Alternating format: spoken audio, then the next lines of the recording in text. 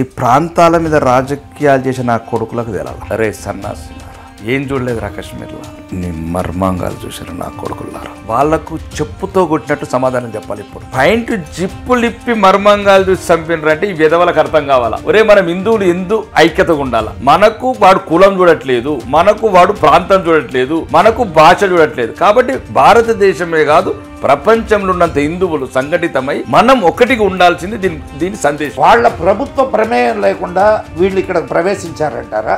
ఈ నా కొడుకులు ఏంటండి ఛాయగాతో ఏక్ దినోడు అదైతే పాకిస్తాన్ 6 నెలల గర్భవతులని కత్తులు బట్టి పొడిచిన తల్లిని బిడ్డని చంపిన చరిత్ర ఉన్న ఈ పురాతన సిటీ హైదరాబాద్ లో ఏనా కొడుకున్నారు అప్పుడు రాజ్యంలో? ఎందుకండి వీళ్లే కదా భారత్ తేరే టుకడే హోంగే ఇన్షా అల్లా అన్న పిల్లల దగ్గరికి వెళ్ళి సంఘీభావం తెలిపింది. ఇదే రాహుల్ గాంధీ వెళ్ళాడు, ఇదే కేజ్రీవాల్ వెళ్ళాడు. కాంగ్రెస్ ఓడైనా కమ్యూనిస్ట్ ఓడైనా డిఎంకోడైనా వీళ్ళు హిందువులను చంపడానికి పుట్టిన కొడుకు. వాళ్ళ ఇళ్లలో ఇట్లాంటి జరగాలని కోరుకుంటున్నారు. రైట్. హిందువులు ఐక్యంగా ఉంటే అసలు ఈ గొడవలంతా ఎందుకు వస్తాయండి? వాళ్ళు ఎక్కడ కూడా తప్పు చేయట్లేదండి. ముస్లిమ్స్ తప్పంతా హిందువులు చేస్తున్నారు. ఇది మాత్రం కరెక్ట్. జాతి అంతం లేని జాతి, ఆది నుంచి మొదలైంది అంతం లేని జాతి, ఇది ఒకటే హిందూ జాతి.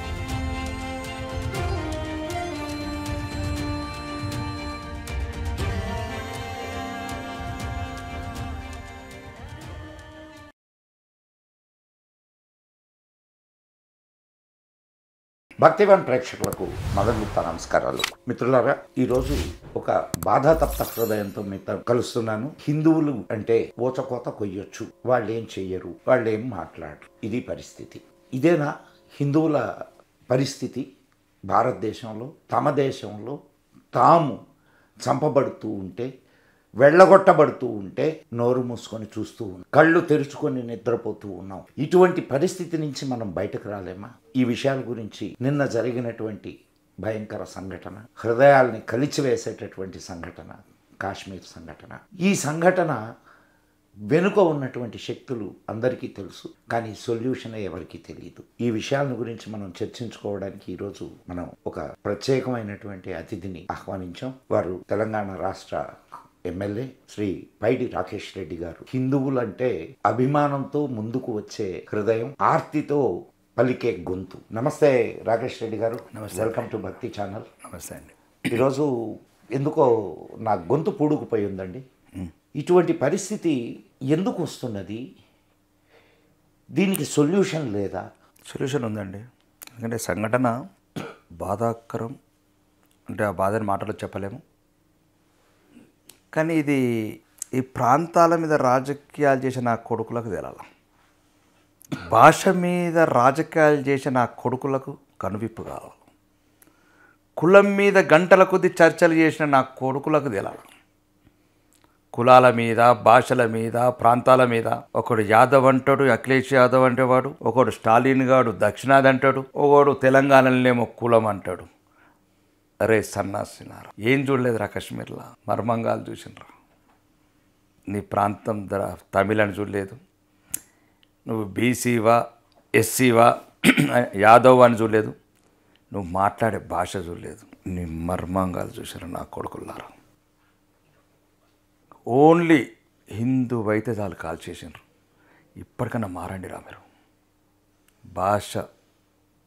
భాషల మీద, ప్రాంతాల మధ్యన వైషమ్యాలు పెట్టుకుంటా, కావేరీ లాంటి నీటి ఉద్యమాలు పెట్టుకుంటా, కులాల మధ్యన 42 52 32 అనుకుంటా, అవన్నీ ఏం చూడలేదు. హిందూ అయితే చాలు కాల్చి పడేసారు. ఇది ఒక పెద్ద మేల్కొల్పు. ఒకవేళ ఈ భారతదేశంలోని హిందువులకు చెప్తున్నా, లేకపోతే ఇంటర్వ్యూ చూస్తున్న తెలుగు వాళ్ళందరికీ చెప్తున్నా, దయచేసి మీకన్నా జ్ఞానోదయం కలగాలి. మనమందరం ఒకటి కావాలి ఈ సంఘటన. కానీ ఏదైతే ఈ నీచ్ కమీనే నా కొడుకులు ఉన్నారో రాజకీయ నాయకులు, వాళ్లకు చెప్పుతో కొట్టినట్టు సమాధానం చెప్పాలి. ఇప్పుడు హిందువుల వైషమ్యాలు, హిందువుల వైరుధ్యాలు, హిందువుల కులపిచ్చి, హిందువుల ప్రాంతీయ పిచ్చి ఆ కొడుకులకి కాశ్మీర్ ఘటన చూపించాలి అని నా అభిప్రాయం. కాశ్మీర్ ఎక్సోడస్ 1990, దానికి ముందు బెంగాల్, దానికి ముందు మోప్లా, దాని తర్వాత ఈ మధ్య కాలంలో మన కళ్ళ ముందు సందేశ్కలి, దాని తర్వాత ముర్షిదాబాద్.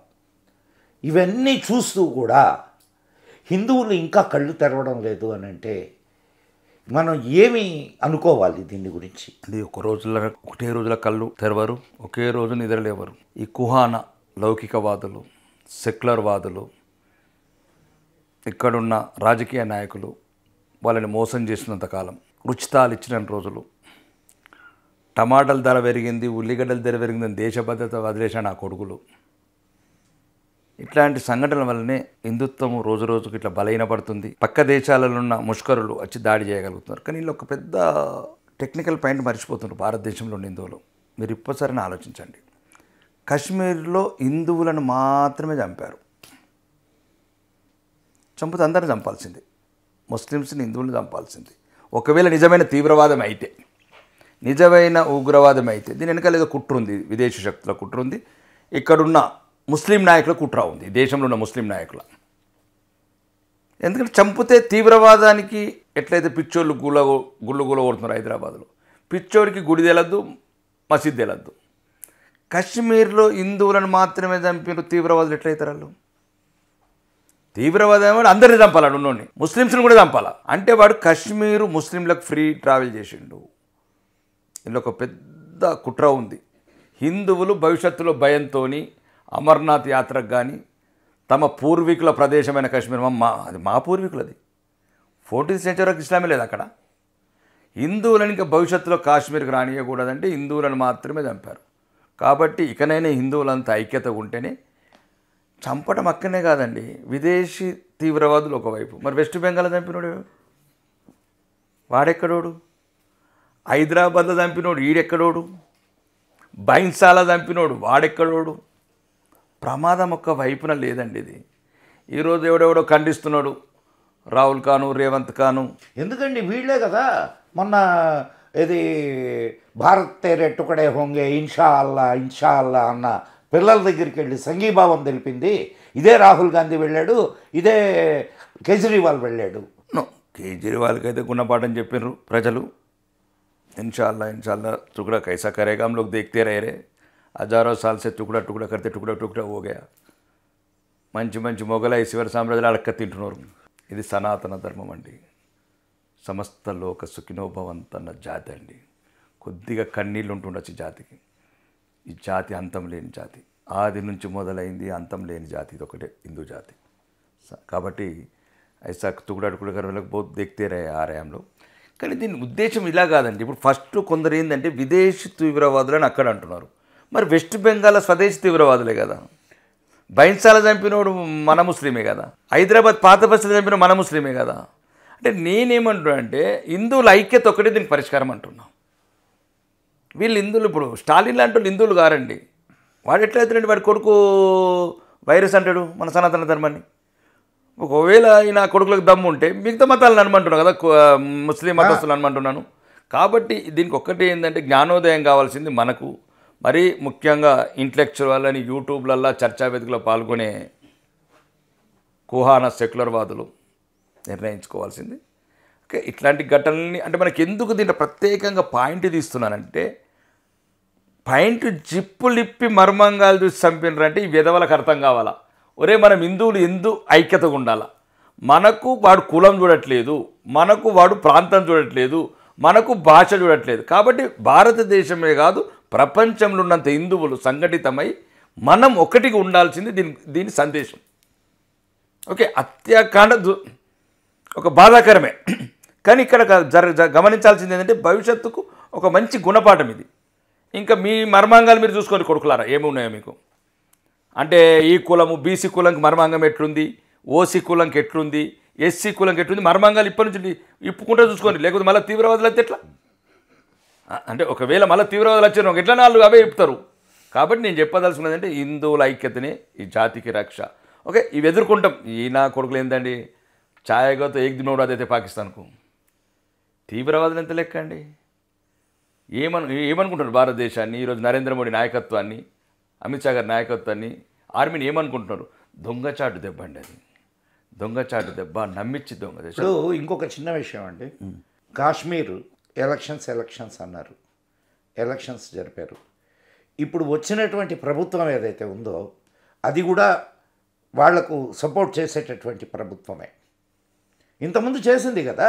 ఇప్పుడు కాశ్మీర్ ఎక్సోడస్లో వీళ్ళ తండ్రి గారే కదా ఉన్నారు ఒకటి. అండ్ వాళ్ళ ప్రభుత్వ ప్రమేయం లేకుండా వీళ్ళు ఇక్కడ ప్రవేశించారంటారా? అండ్ లోకల్స్ సహాయం లేకుండానే ఇంతకాలం వాళ్ళు ఉన్నారంటారా అక్కడ? ఒకటే మరి అటువంటి వాళ్ళను ఏరేయకుండా మనం ఎలా దీన్ని అరికట్టగలం? ఒకటి, ప్రజలు ముఖ్యంగా హిందువులు 370 ఆర్టికల్ ఎత్తేస్తారా నా కొడుకు ఎవరు మన కాశ్మీర్ ఎలక్షన్లో? ఈ నా కొడుకులకు గుణపాఠం చెప్పండి. ఏ నా కొడుకు అయితే మొన్న కాశ్మీర్ ఎలక్షన్లో 370 ఎత్తేస్తాన నా కొడుకులందరికీ సమాధానం చెప్పండి. పాయింట్ 1. అరే కొద్దిగా బుద్ధున్న ఆదరాడు ఎవడో మొన్న మహారాష్ట్ర చవాన్ అనే ప్రతిపక్ష నాయకుడు 10 సంవత్సరాలు అమెరికా ప్రభుత్వంతో కొట్లాడి వాడిని రానా అంటే వాడిని తీవ్రవాదిని తీసుకొస్తే నా కొడుకులు అంటారు వీడికి భారత న్యాయ సాయం ఏమని చేయాలరా? 200 మందిని చంపి 2000 మందికి అంగవైకల్యం చేసి బొంబాయి బ్లాస్టింగ్ చేసి ఒక కమర్షియల్ రాజధానిని అతకుతలం చేసిన ఒక్క ద్రోహిని సపోర్ట్ చేసిన కొడుకుల కాంగ్రెస్లో ఉన్నారు. ఈ తీవ్రవాదులకు ఉగ్రవాదులకు బుద్ధి రాలంటే కాంగ్రెస్ వాళ్ళకి బుద్ధి చెప్పాలి. దేశద్రోహులంతా దాంట్లోనే ఉన్నారండి. అదే చెప్తున్నాను కదా, దేశద్రోహిని రానా అండేవాని అమెరికా చట్టాలని మొత్తం సుప్రీంకోర్టు అక్కడున్న న్యాయస్థానాలను మనం ఆర్తించి మనకు ఇక్కడ ఏదైతే భారత ప్రభుత్వ దర్యాప్తు సంస్థలు వాళ్ళ ఇంటెలిజెన్స్ రీసెర్చ్తోని ఇన్వెస్టిగేషన్తోని వాడిని పట్టుకొస్తే ఈ నా కొడుకులు అంటారు వాడికి వదిలిపెట్టాలని ఒకడు, న్యాయ సాయం చేయాలని ఒకడు. ఇట్లాంటి నా కొడుకులు ఉంటే ఇంక ఇట్లాంటి ఘటనలు జరుగుతూనే ఉంటాయి కదా. ఫస్ట్ 370 ఆర్టికల్ ఎత్తుతారు నా కొడుకులకు నేలకగా తిరగాలి. ఈ ప్రాంతీయ తత్వం పెట్టుకొని రెచ్చగొడుతున్న చూడు, దక్షిణ ఉత్తరాది వీళ్ళని రెచ్చగొట్టాలి, వీళ్ళని మొత్తం నేలకలు కట్టేయాలి కొడుకులని. ఈ కులాల పిచ్చి లేపుతున్నారు చూడు, ఈ నా కొడుకులకు లాగులు ఇప్పాలి. ఇక లక్షలు ఈ నా కొడుకులకు వీళ్ళే కరెక్టు. ఎవడైతే ఇప్పుడు మొత్తం మన మధ్యన చిచ్చు పెడుతున్నారో హిందువుల మధ్యన కులపిచ్చి ఆ వర్గము ఈ వర్గము ఈ వర్గం, మనం వర్గాలకు న్యాయం చేద్దాం. వాళ్ళకి ఏం కావాలో ఇద్దాం. విద్య వైద్య ఉపాధి ఇద్దాం. మనిషికి కావాల్సింది విద్య ఉచితం ఇద్దాం, వైద్య ఉచితం ఇద్దాం. ఈ నా కొడుకులందరూ కార్పొరేట్ కాలేజీలు పెడతారు, ఈ నా కొడుకులంతా కార్పొరేట్ వైద్యం పెడతారు. ఎవరైతే ఈ కులాల మధ్యన కుంపట్లు పెట్టినరో ఇప్పుడు ఈ కులాల మధ్యన కుంపట్లు పెట్టే నా కొడుకులందరికీ చెప్పాలి, ఇప్పుడు ఈ తీవ్రవాదులు వీళ్ళ దగ్గరికి పంపించాలి. అయితేనే చెప్పి ఒక్కటేనండి, దీనికి ప్రధాన కారణం హిందువుల ఐక్యత లోపించడమే. మనం ఐక్యత కొండి పోరాడతాం. ఒకవేళ 28 మందిని చంపితే 28,000 మందిని చంపుతాం ఇజ్రాయిల్ లాగా. అది త్వరలో జరుగుతుంది. అదే మీరు ఏం పెద్ద తొందరపడద్దు. 28 మందికి 28,000 మందిని చంపేసే రోజులు వస్తాయి. హిందువులల్లో ఎట్లయితే చోళ వంశము, చౌర్యులు, చోళులు, పాండ్యన్లు ఎట్లయితే వందలాది సంవత్సరాలు పల్లవాస్ ఏలినరో వీరులకు కొరత లేని నేల ఇది. ఈ నా సన్నాసులు రాతలు రాశారు, ఆడు ఈడు బోరిగాడు గోరిగాడు వీళ్ళ రాతలు నీ పిచ్చోళ్ళకు ఒక పిరికితనం వచ్చేసింది. వీరులం కన్న దేశం ఇది. వందలాది సంవత్సరాలు, ఒక్కొక్క తరం 1200 సంవత్సరాలు వెళ్ళినరు. అమ్మో ఇలాంటి వాళ్ళు 600 సంవత్సరాలు వెళ్ళినరు. కాకతీయులు 400 సంవత్సరాలు వెళ్ళినరు. ఆ పిచ్చినా కొడుకులు ఏదో 200 సంవత్సరాలు వెళ్తే అది ఏంటంటే మొత్తం నింపి పెట్టిండ్రు కాంగ్రెస్ వాళ్ళు.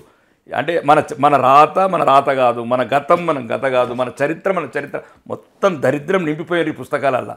కాబట్టి ఇప్పటి నుంచి చరిత్ర తిరగరాయాలి. ఎన్ని వందల సంవత్సరాలు మౌర్య వంశము, గుప్త వంశము, చోళ వంశము, శాతవాహన వంశము, శాలివాహన వంశము, కాకతీయుల వంశము, కృష్ణదేవరాయల వంశము, ఎన్ని వంశాలు ఎన్ని వందల సంవత్సరాలు వెళ్ళినాయి. ఆ రాజుల చరిత్రలు మళ్ళీ రాయాలి. ఆ ధైర్యం నూరిపోయాలి. ఇంకా శాంతి అహింస అని చెప్పిన సన్నాసులు ఈ దేశాన్ని సర్వనాశనం పట్టించారు. ఎట్లయితే చావా సాంబాజీలు శివాజీల చరిత్ర ఉంటే ఈ యువత ఇంత నిర్వీర్యం కాదు. శాంతి మనకే చెప్పారు కొడుకులు, అహింస మనకే చెప్పారు, ఎదురు మతస్థులకు చెప్పలేదు ముస్లింలకు. కాబట్టి నేనేమంటుంటే దీనికి అందరికీ ఈరోజు దీనికి గుణపాఠం కావాలి. భారతదేశంలో ఉన్న హిందువులు ముందు ఐక్యతగా వస్తే ఇట్లాంటివి ఎదుర్కొంటాం. ఓకే, కొన్నిసార్లు దుర్ఘటన జరుగుతుంది. ఇట్లాంటి కాంగ్రెస్ నాయకులు బహిరంగంగా 370 ఆర్టికల్ ఎత్తేస్తామంటే తీవ్రవాదులకు ప్రోత్సాహం ఇచ్చినట్లే కదా.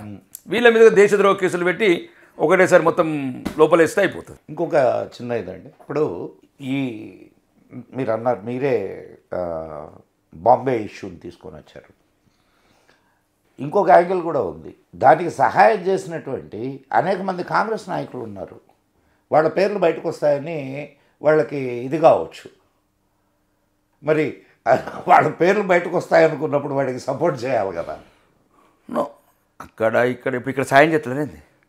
సాయం చేస్తారు. 1990 ఎవరు ప్రభుత్వం ఉంది ఇక్కడ హైదరాబాద్లో? 111 మంది ఓల్డ్ సిట్లు హిందువులను చంపినప్పుడు ఈయన కొడుకుల ప్రభుత్వమే కదా. 6 నెలల గర్భవతులని కత్తులు బట్టి పొడిచిన తల్లిని బిడ్డను చంపిన చరిత్ర ఉన్న ఈ పురాతన సిటీ హైదరాబాదులో ఏ నాయకుడు ఉన్నారు అప్పుడు రాజ్యంలో? ముఖ్యమంత్రి దించడానికి మత కలవలు పెట్టిన పార్టీ పడిది.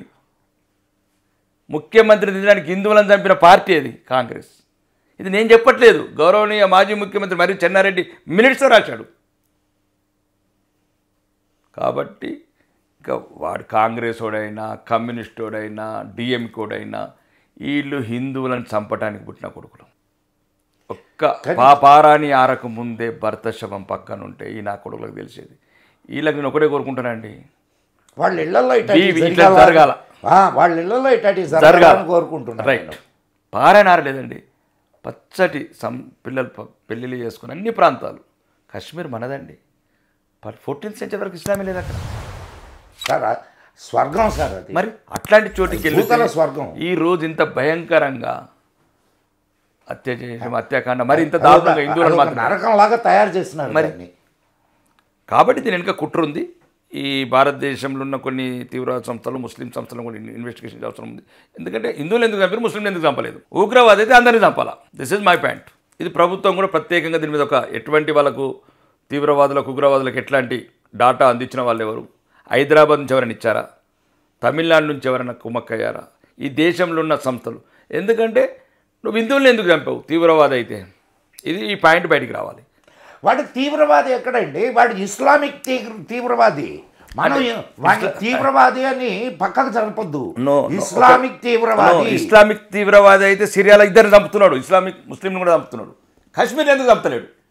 మీరు మదన్ గుప్తా గారు, మీరు ఇలా గమనించింది భారతదేశం గురించి మాట్లాడండి. మీరు ఇస్లామిక్ తీవ్రవాది ఆఫ్ఘనిస్తాన్లో ఉన్నాడు, ముస్లింని చంపుతున్నాడు.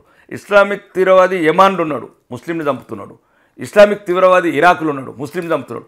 కానీ భారతదేశంలో ఎందుకు చంపట్లేదు ముస్లిం? ఎందుకు చంపడం లేదనంటే అక్కడ హిందువులు లేరు కాబట్టి, ఇక్కడ హిందువులు ఉన్నారు కాబట్టి. నేను అదే అంటున్నాను, కుమ్మక్కైనరి ఈ కాంగ్రెస్ నాయకులు కుమ్మక్కైనరు దీనికి. ఎందుకంటే హిందువులను భయపెట్టడానికి, కాశ్మీర్ రాకుండా చేయడానికి ఇది ఒక పడిన కుట్రలో భాగం.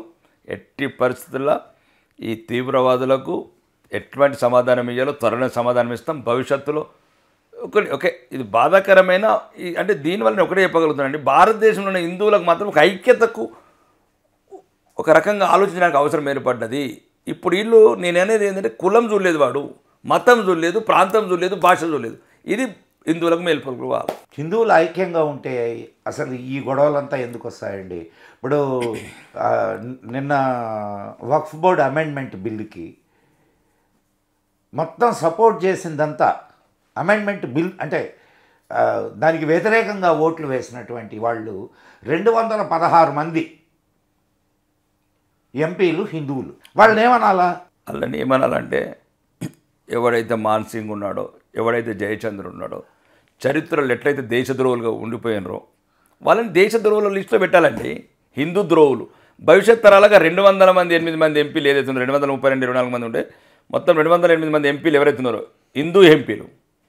ఏం తెలుసండి వాళ్ళకి వక్ఫ్ చట్టం ఒక్కడికైనా తెలుసా? అంటే వాళ్ళ ఆస్తుల మీద ఏళ్ళు పెడితే అప్పుడు తెలిసే. వేలాది ఎకరాలు పేద ప్రజలండి. జైరాబాద్లో పేద రైతులు, మల్కాజిగిరిలో 750 ఎకరాలు పేద మధ్యతరగతి ప్రజలు, లేకపోతే భారతదేశంలో ఉన్నటువంటి పార్లమెంట్ వాళ్ళదంటున్నారు, సుప్రీంకోర్టు వాళ్ళదంటున్నారు. ఒక పెద్ద వండర్ ఏంటంటే భారతదేశం కూడా వాళ్ళదంటారు. రెండోది ఏంటంటే ఇన్ని రోజులు ఆ వక్ఫ్ బోర్డు చట్టంలో ఏ న్యాయ వ్యవస్థ వేలు పెట్టదన్నారు, ఇప్పుడు మళ్ళీ ఆ న్యాయ వ్యవస్థ దగ్గరికి పోయారు. ఆ న్యాయ వ్యవస్థను కొద్దిగా ఆలోచించాలి. మొన్నటి వరకు మీ ప్రమేయమే అవసరం లేదని చట్టం చేసుకున్న ఒక వ్యవస్థని ఈరోజు మీ దగ్గరికి వచ్చిర్రంటే అదే సవరణ. కాబట్టి సవరణ వల్ల ఎటువంటి నష్టం మసీదులకు లేదు, దర్గాలకు లేదు, మద్రసాలకు లేదు. ఏదైతే పేద ప్రజల ఆస్తులు కొల్లగొట్టినరో, పేద ముస్లింల ఆస్తులు కొల్లగొట్టినరో, ఇది దానికే సవరణ తప్ప ఇంకోటి కాదు. 38 లక్షల ఎకరాలు సార్ ఇప్పుడు ప్రపోజల్. అది 38 లక్షల ఎకరాలు ఉన్నది వీళ్ళకి. ఏది 1954లో వక్ఫ్ చట్టం చేసేటప్పుడు 30,000 ఎకరాలు ఉండింది అంతే. ఇప్పుడు 38 లక్షల ఎకరాలు ఎట్లొచ్చినాయండి? నువ్వు క్లెయిమ్ చేస్తున్నారు వాళ్ళు. అంటే నేను అనేది ఏంటంటే ఫస్ట్ పాయింట్, ఈ యొక్క వక్ఫ్ చట్టమే చెప్తుండే ఈ ముఖ్యం తెలుగు 1 ఛానల్స్ వ్యూవర్స్ ఒకటి ఆలోచించాల్సింది. దయచేసి వక్ఫ్ చట్టం ఒక చిన్నగా సింపుల్గా 1 మినిట్ ఏనండి. ఈ వక్ఫ్ అనేది మన దేశానికి సంబంధం లేదు. 7th సెంచరీలో ప్రాఫిట్ మహమ్మద్ మక్కా నుంచి మదీనా పోయి ఫస్ట్ మసీద్ ఏదైతే బిల్డ్ చేశాడో దాన్ని వక్ఫ్ అనే పదం మొదలుపెట్టాడు. వాళ్ళు ఎవరైతే మహమ్మద్ అల్లా గారికి అంకితం ఇచ్చారో ఓకే, అతని మతం అతను అంకితం ఇచ్చిన సరిపోయింది. ఇక ఏదైతే మన దేశానికి వచ్చిన దురక్రమణదారులు, ఆక్రమణదారులు, వాళ్ళు దేశంలో కొద్దిగా వక్పించడం మొదలుపెట్టారు. ఓకే, దీన్ని 1894లో బ్రిటిష్ ప్రభుత్వం క్యాన్సిల్ చేసింది.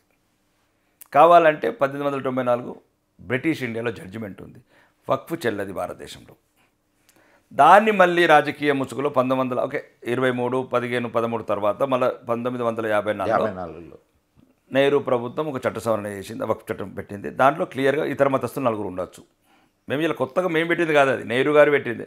అదే ఇలా ముస్లిం అనుకుంటారు కదా, వీళ్ళు నెహ్రూ, ఇందిరా ఖాన్, ఫిరోజ్ ఖాన్, రాహుల్ ఖాన్, సంజయ్ ఖాన్, వీళ్ళంతా ఎవరైతే రాహుల్ ఖాన్ ఉన్నారో వీళ్ళ తాతనే నెహ్రూ గారు ఇతర మతస్థులు 4 ఉండొచ్చు అని పెట్టాడు. అయితే అక్కడ ఒక సంఘటన ఏం, ఆయన కూడా ఖానే అయితే గియాసుద్దీన్ గాజీ అని వాళ్ళ తాత అదే నెహ్రూ అనే లేక్ వల్ల వాళ్ళకు ఆ ఫ్యామిలీ నేమ్ వచ్చిందో తెలుసు నాకు కూడా. అయితే నేనేమంటా అంటే 1950లో 30,000 ఎకరాలు ఉంటే అప్పటి నుంచి ఇచ్చుకోండి, అభ్యంతరం లేదు. ఎందుకంటే ఎవరైనా సంపాదించింది, మీరు సంపాదించింది ఇవ్వండి. ప్రభుత్వ ఆస్తులు ఎట్లా వక్ఫ్ చట్టం స్వాధీనం చేస్తారు? ప్రభుత్వ ఆస్తులు సార్, దేవాలయాలు కూడా మాయంటుంటే. మళ్ళీ అదే చెప్తున్నాను, ఇస్లాం మతం స్వీకరించక ముందు చంద్రశేఖర స్వామి అనే ఆశ్రమం తమిళనాడులో ఉంటే 1500 సంవత్సరాల క్రితం ఉంటే అప్పుడు ఇస్లాం మతమే ఉండలేదు. అంటే నేనేమంటున్నానంటే ఒకటి, ఈ గతానికి వెళ్ళకూడదు. 1947 ముందు కన్నా వెళ్ళినా ఏది కూడా వక్ఫ్ కావద్దు. 1854 తర్వాత ఇచ్చిన వక్ఫ్ ఆస్తులు ఏమున్నాయో ముస్లిం మతస్థులు అది తప్పులేదు, ఎందుకంటే వాళ్ళు సంపాదించారు, వాళ్ళు ఆస్తులు ఇచ్చారు. కానీ ఏదైతే వీళ్ళు గతంలో ఉన్నాయి క్లైమ్ చేస్తున్నారో ఔరంగజేబు, ఆజేబు, ఖిల్జీ అనుకుంటే చెల్లదు. ఎందుకంటే వీళ్ళందరూ రాకముందు భారతదేశం మాది, మా అశోకుడిది, మా హర్షవర్ధనుడిది, మా శాతవాహనుడిది, మా శాలివాడిది, మా గౌతమి శాతకర్ణిది. కాబట్టి మేము ఎట్టి పరిస్థితుల్లో గతంలోకి పోనివ్వం. రెండోది, చట్ట సవరణలు కూడా ఏం లేదు, ప్రార్థన స్థలాలకు ఎటువంటి నష్టం జరగనివ్వము. ముస్లింలు రెచ్చగొడితే కూడా చాలామంది భారతదేశంలో ఉన్న పేద ముస్లిమ్స్ చాలా సంతోషంగా ఉన్నారు ఈరోజు. కాబట్టి ఇది ఏదన్నా కానీ ఓటు మాత్రం మీకు వేయరు. నేనైతే యజమాని కూడా అంటలేను,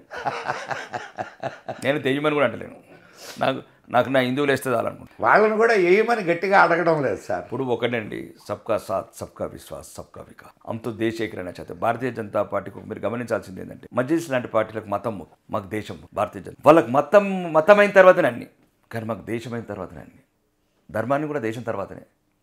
కాబట్టి ఈ దేశం గురించి బతుకుతాం, ఈ దేశం గురించి ప్రాణాలు అర్పిస్తాం తప్ప మతం గురించి ప్రాణాలు అర్పించే వాళ్ళం కాదు సార్. మతం గురించి ఇప్పుడు దాకా జరిగినవన్నీ దాని గురించే కదండి. ఇప్పుడు దాకా జరిగినవి మనం మాట్లాడుకున్నవి అన్నీ దాని గురించే. మరి దాన్నెట్ట ఇప్పుడు ఒకటి మీరు అన్నారు ఇందాక ఒక మాట, ఇది హిందువులకే శాంతి, సాధుత్వం ఇదంతా హిందువులకే, వాళ్ళకి లేదని తెలుస్తూ హిందువుల్ని తీసుకుపోయి వాళ్ళ ఏదో బేడియోంకే సామనే రగ్దేంగా క్యా. నేనేమంటున్నా అంటే, వాళ్ళు ఎక్కడ కూడా తప్పు చేయట్లేదండి. ముస్లిమ్స్ తప్పంతా హిందువులే చేస్తున్నారు. ఇది మాత్రం కరెక్ట్, ఇది మాత్రం 100% కరెక్ట్. మరి ఎందుకనంటే వాళ్ళు దే ఆర్ వెరీ క్లియర్. వాళ్ళ బుక్కి వెరీ క్లియర్ ఉంది, వాళ్ళ బుక్కే చెప్తుంది. మరి వాళ్ళని తప్పట్లేదు. నీ బుక్ ఏం చెప్తున్నావు? సన్నాసి నువ్వు చదువుకో. ఇప్పుడు వాడి బుక్ వాడు చదువుకుంటున్నాడు, వాడి భాష వాడు చదువుకుంటున్నాడు, వాడి అన్నీ క్లియర్గా ఉంటున్నాడు. నువ్వు మైనారిటీ ఉన్నప్పుడు ఎట్లుండాలా, సమానంగా వచ్చినప్పుడు ఎట్లుండాలా, నువ్వు మెజారిటీ అయినాక ఎట్లా నిర్మూలించాలి ఇతర మతస్థులని, వాడు క్లియర్ ఉన్నాడు. దాంట్లో తప్పలేదు, నువ్వు క్లియర్గా ఉండి అంటున్నాను. లేదు ఆ రేవంత్ రెడ్డిని, స్టాలిన్ లాంటిని నమ్ముకొని రాహుల్ గాంధీని నమ్ముకుంటే ఏముంటుంది? మనకు ధర్మానికి విరుద్ధంగా మాట్లాడిన ప్రతి ఒక్కడు ధర్మద్రోహే. ఒకవేళ మీకు దమ్ముంటే చెప్తున్నా, మనం ఎంతమంది ఎన్నున్న ముస్లింలు ఎట్లయితే వాళ్ళ మతాన్ని గురించి ఒకటి అవుతున్నారో మన హిందువులందరం ఒకటి కావాలా, అప్పుడే ఇది లెక్క బరాబర్ అవుతుంది. ఎప్పుడైనా అంతే అండి. నేను అదే చెప్తున్నాను కదా. ఇప్పుడు వాళ్ళకు ఎన్ని ప్రభుత్వ పథకాలు ఇచ్చినా మతంకే ఓటేస్తారు. దానికి ఉదాహరణ పాత బస్తీ. మరొకవేళ దమ్మున్న సెక్యులర్ వాదులకు చెప్తున్నా, సెక్యులర్ లీడర్లకు, సెక్యులర్ మేధావులకు ఒక్కరైనా పోటీ అయ్యారా సెక్యులర్ పార్టీలు హైదరాబాద్? ఒక్కడైనా వండరా గెలండి. సెక్యులర్ కదా వీళ్ళు. బీఆర్ఎస్ ఒకటి సెక్యులరు, కాంగ్రెస్ ఒకటి సెక్యులరు, కాకరకాయ ఒకటి సెక్యులరు, కమ్యూనిస్ట్ ఒకటి సెక్యులరు. ఒక్కడైనా పోయి పాత బస్తీలో గెలుమనండి. సెక్యులర్ పాటలు మాకు అద్దండి. ఎదుటివాడు ఎప్పటి వరకు సెక్యులర్ కావడం మేము సెక్యులర్ కాము. पहले का सेक्युलर अलग है, अब का भाजपा अलग है, अब का हिंदू लोग अलग है. ఇప్పటి హిందువులు వేరు, ఇప్పటి భారతీయ జనతా పార్టీ వేరు. ఎదుటివాడు సెక్యులర్ అనే వరకు మేము సెక్యులర్ కాము. ఎదుటివాడు అన్ని మతాలు ఒకటే వరకు మేము అన్ని మతాలు ఒకటనం. హిందూ బాయ్ అంటాం అంతే. వాడెప్పుడైతే ముస్లిం అని బాయ్ అంటాడో, క్రిస్టియన్ ముస్లిం అని బాయ్ అంటాడో, హిందువులను ఎట్లయితే శత్రువులుగా భావిస్తున్నారో మేము కూడా హిందూ మాత్రమే బాయ్ అంటాం. కాబట్టి హిందువులు కూడా తెలుసుకోవాల్సింది, నువ్వెవరితో బాయ్ ఉంటావు, సంపెటోడితో బాయ్ ఉంటావా, నిన్ను కాపాడుకుని అన్నదమ్ముడితో బాయ్ ఉంటావా అని నిర్ణయించుకోవాల్సింది హిందువులు మాత్రమే. చాలా చాలా థ్యాంక్స్ అండి, నిజంగా మంచి సందేశం ఇచ్చారు. It's a good solution for the long term problem. ఇప్పుడు నిన్న జరిగిన సంఘటనకి ప్రతీకారంగా మోడీ గారు ఒక మంచి స్టెప్ తీసుకోవచ్చు. గతంలో జరిగినవి ఇప్పుడు జరుగుతాయి, తర్వాత కూడా జరుగుతాయి. కానీ ఒక పర్మనెంట్ సొల్యూషన్ అంటూ ఏదైనా ఉంది అని అంటే హిందువుల ఐక్యత మాత్రమే దానికి పర్మనెంట్ సొల్యూషన్. చాలా చక్కటి సొల్యూషన్ ఇచ్చారు. ఇది హిందూ బంధువులారా, ఒక్కసారి మిమ్మల్ని మీరు ఆలోచించుకోండి, మీలో మీరు ఆలోచించుకోండి. ఇలాగే నిద్రపోతూ నిద్రలోనే ఖతమైపోతారా, లేదా కళ్ళు తెరిచి మరలా హైందవ జాతి యొక్క ఔన్నత్యాన్ని ప్రపంచానికి చాటుతారా? మరలా మరో మంచి వీడియోతో మీ ముందుంటాను. అప్పటి వరకు సెలవు. మరి ఈ వీడియో మీకు నచ్చినట్లయితే భక్తివన్ ఛానల్ వెంటనే సబ్స్క్రైబ్ చేయండి, లైక్ చేయండి, షేర్ చేయండి. మీ కామెంట్లను కామెంట్ బాక్స్లో మాతో పంచుకోండి. జై హింద్, జై మా భారతి. నమస్కారం మిత్రులారా, మీ మదన్ గుప్తా.